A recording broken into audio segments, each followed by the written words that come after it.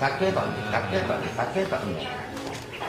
Dia kata, yo, cewek yang orang bersih, ambil kau. Jadi, dia kata kau nak pergi pulak ni. Kejadian misteri jelmaan jin seperti pelesit yang berlaku pada tahun 1955 iaitu sebelum Melaya mencapai kemerdekaan di kawasan Baru Mak Dara memang di tahap serius. Ini kerana sehingga hari ini walaupun negara telah mencapai kemerdekaan, kejadian yang meremangkan bulu roma di kawasan yang agak terpencil di daerah Pasir Mas Kelantan itu masih lagi berlaku dan pada ketika-ketika tertentu penduduk di kampung terbabit seakan fobia walaupun kejadian berkenaan telah berlalu sejak bertahun-tahun lalu. Kisah ini kemudiannya dihebahkan dari mulut ke mulut. Menurut seorang warga emas, Muhammad bin Yaakob atau lebih dikenali sebagai Abang Din yang merupakan penduduk asal kampung Kubanyiur, Pasir Mas Kelantan ketika ditemui CRTV berkata, beliau mendapat cerita ini daripada arwah Daud bin Dosoh yang ketika itu berusia 50 tahun. Manakala mangsa yang merupakan seorang penangkap ikan darat seperti ikan sawah dan bendang yang lebih popular sebagai penyuluh ketika itu berusia 40 tahun. Katanya, bermula ceritanya ketika itu musim barat di mana Baru Mak Dara yang terletak dalam kampung Nibung didapati ikan darat seperti puyuh, haruan, keli dan sepat keluar dari lubang dengan banyaknya.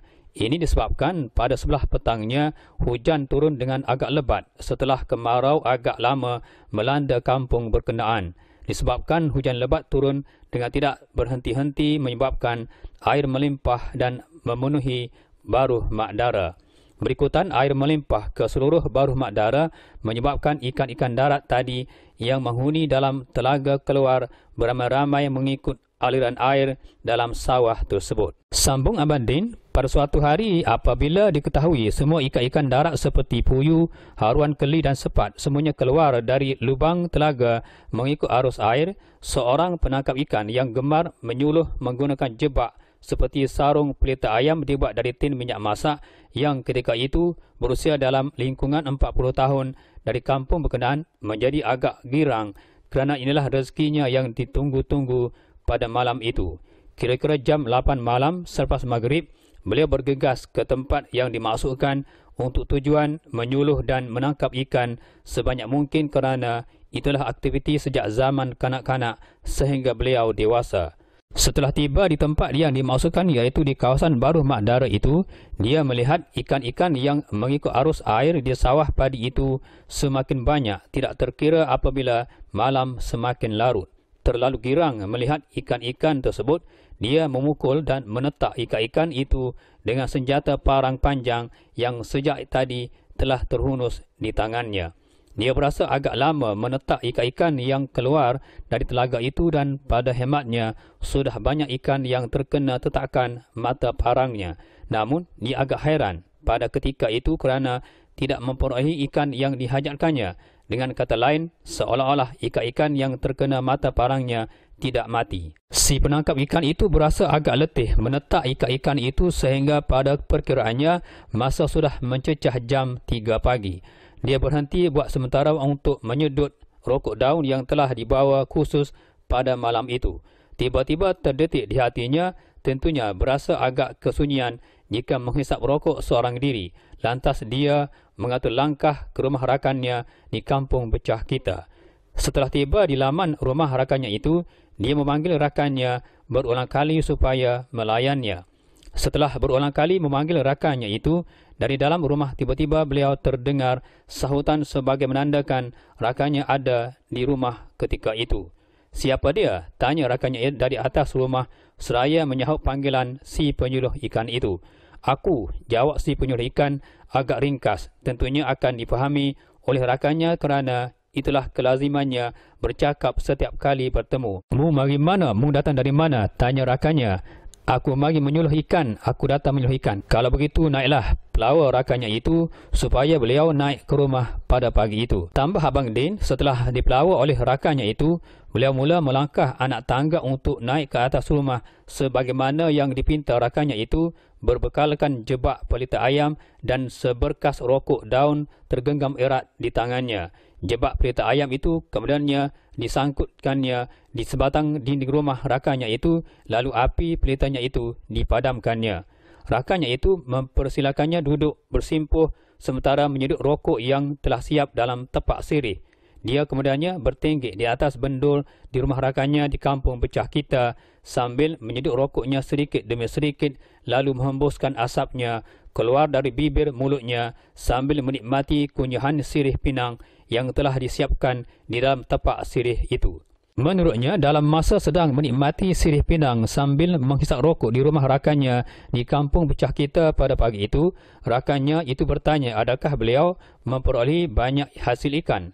Lantas dijawabnya bahawa beliau terlalu letih menetak ikan-ikan yang berenang mengikut arus air sawah itu memang banyak. Pelik katanya, ikan-ikan tersebut walaupun terkena mata parangnya, ikan-ikan itu tidak mati dan sukar untuk ditangkap. Rakannya itu bertanya lagi, adakah ikan yang ditetaknya itu adalah sekadar jemaah makhluk halus seperti persik? Jawabnya itu semua dia tidak tahu. Beliau kemudiannya memberitahu rakannya itu bahawa beliau akan ke sana lagi selepas ini. Singgah di rumah rakannya itu adalah sekadar untuk menghisap rokok sahaja sambil berehat dari kepenatan kerana menetak ikan-ikan yang aneh banyaknya. Kata Abang Din, rakannya itu mempelawannya berehat sementara untuk menghilangkan rasa penat sambil menghulurkan kepadanya sebiji bantal agar beliau dapat berehat sambil berbaring. Apabila beliau memperoleh bantal itu, beliau kemudiannya meniarap di atas bantal berkenaan sambil menghisap rokok dan sambil berbual dengan rakan yang berhadapan dengannya. Disebabkan terlalu lama berbual dengan rakannya seperti bertahun-tahun tidak bertemu, tanpa disedarinya beliau tertidur sambil meniarap di atas bantal itu. Dengan tidak disangka-sangka, beliau tertidur di rumah rakannya itu sehingga menjelang pagi. Dilihatnya suasana pagi pada ketika itu agak cerah kira-kira jam 6 pagi. Setelah terlihat suasana telah agak cerah dengan jelas, beliau seperti tersedar dari lamunan panjang dan rupa-rupanya beliau berada di atas pokok sila itu. Ketika itulah beliau berasa amat takut, namun ketakutan tidak begitu terasa sangat disebabkan hari sudah beransur siang.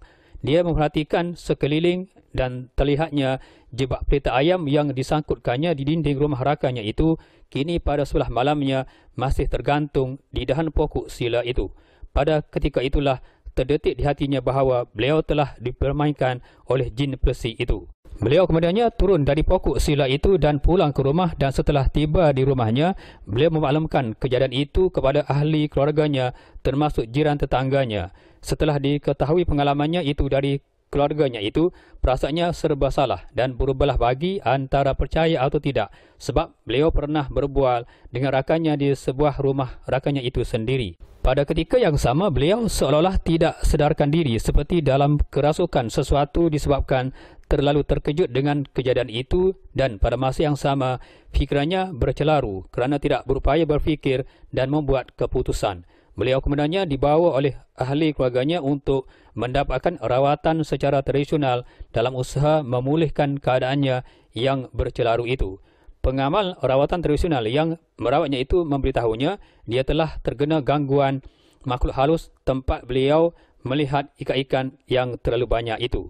Kata Abang Din menambah, si penyuruh ikan itu sebenarnya telah diperdaya kerana yang disangka rumah rakannya itu adalah sebatang pokok sila. Manakala jelmaan seperti wajah dan bentuk tubuh rakannya yang berpakaian biasa sebagaimana yang dilihatnya adalah jelmaan penunggu pelesit di lubuk Baruh Mak Dara itu. Walau bagaimanapun, watak-watak yang terlibat dalam kisah berkenaan sudah lama berlalu dan kesemua mereka telah kembali menghadap Ilahi. Semoga Allah SWT mengampunkan kesalahan mereka dan mencucuri rahmat ke atas ruh mereka. Amin.